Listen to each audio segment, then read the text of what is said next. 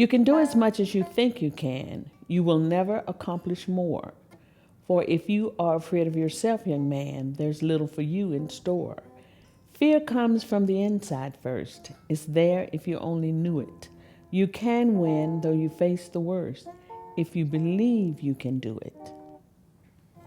I love this poem because Reverend Perry often recited it as he walked on the stage during assembly. The three principals of the Roseboro Colored School were J.V. Boykin, Charles Ernest Perry, and Calvin Johnson. My hometown, Roseboro, is in Sampson County, North Carolina. Population, 1,210. Booker T. Washington, founder and principal of Tuskegee Institute, met philanthropist Julius Rosenwald, who was the president of Sears and Roebuck. Washington convinced Rosenwald to use his millions to fund the building of schools in the rural South for Negro children. Robert Robinson Taylor, a Wilmington native, was the first Negro to graduate from MIT, and he designed the first Rosenwald Schools. North Carolina had 803. Sampson County had 5. The Garland School, White Oak, and Sampson Training. The other 2 schools were in Roseboro. Roseboro Colored and Snow Hill were built in 1924. Started school in 1941 at Snow Hill Elementary School under the leadership of W.W. Carr, Woodrow Carr. We prefer to call him Professor Carr. My first teacher was named Miss May Berry. Finished the 7th grade in 1947 and went to the big town of Roseboro in 1948. Back to Snow Hill, we had to walk to school. The bus from Highway 24 could not go up to the school because the road was in such condition that D.V. Carter, the school superintendent, would not allow the bus to go up there. So the energetic men of Snow Hill community built a road from Highway 24 to Snow Hill Elementary School. Yeah, they had books. We had just second-hand, handed-down books. The books had been used and handed to them. Because of my situation, my aunt Callie did a lot of, raising me. And also my grandfather. My principal was Charles E. Perry. He was supposed to graduate in 46, but this is when they put the 12th grade on to Charles E. Perry. And so we had to go that year because we didn't have books and things, for the 12th grade. When we got there, we would have, everybody would come in the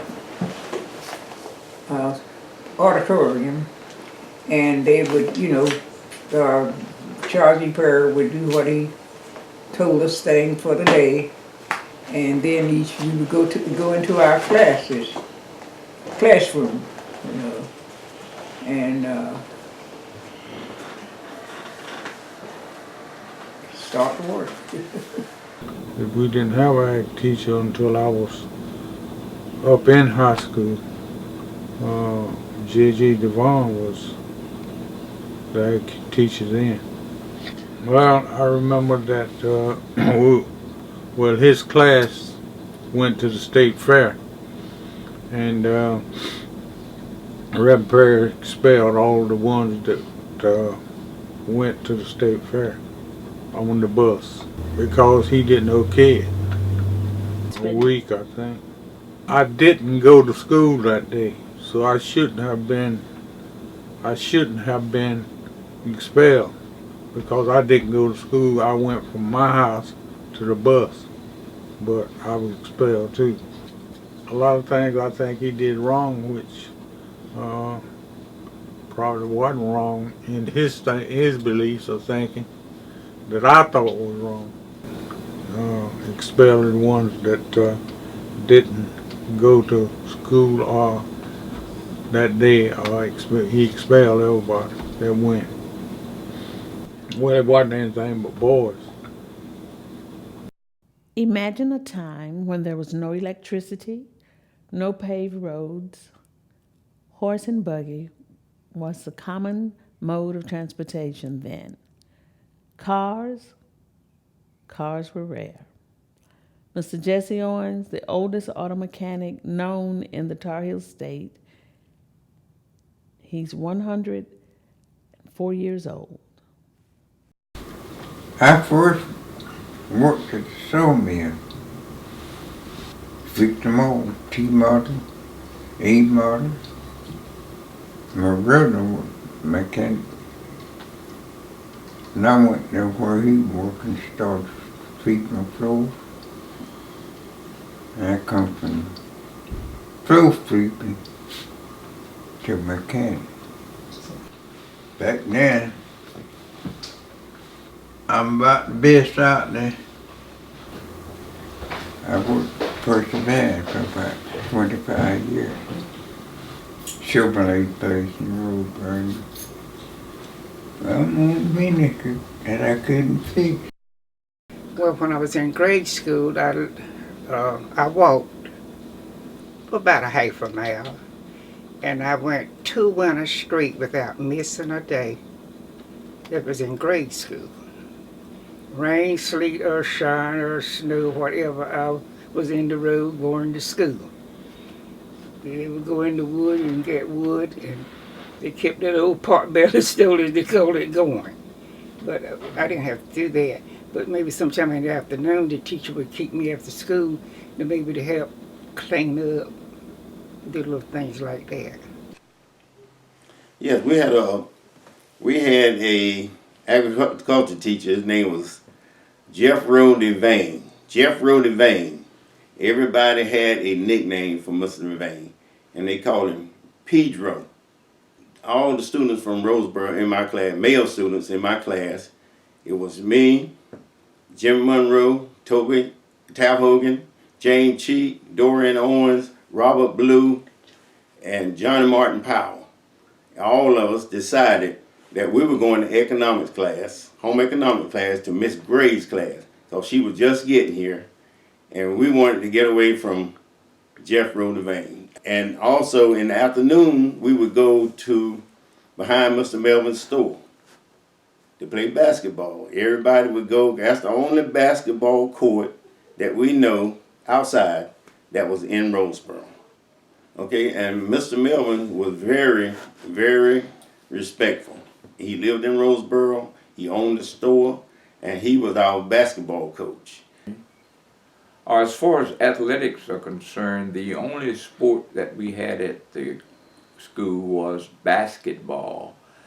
And I'm glad to say that I participated in the basketball program under the coach of Mr. Roland Allison, who was also my mathematics instructor. In the 10th grade, I decided I was going to become a math instructor simply because of Mr. Roland Allison.